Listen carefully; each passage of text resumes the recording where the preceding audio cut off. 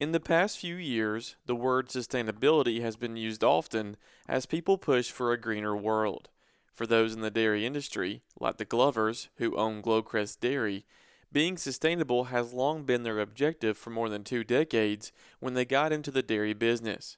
In fact, they view it as the difference between staying in business and shutting their doors. We've been in the dairy business now for 22 years, milking cows. 11 years ago, we started Mountain Fresh Creamery.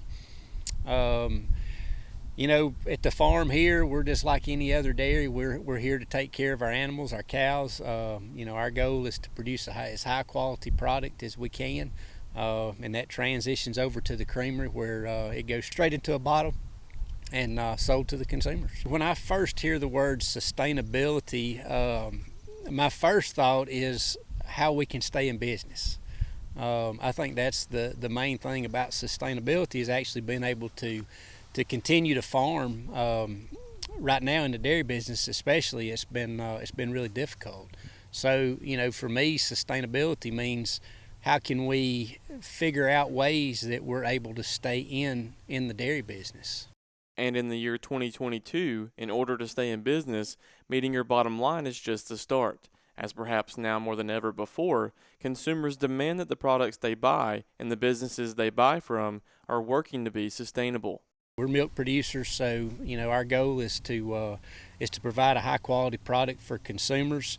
And I think now more than ever, it's very important that we show our consumers what we're doing on the farm and how we're doing it and how we are sustainable and the practices that we use to try and limit our footprint as much as we can.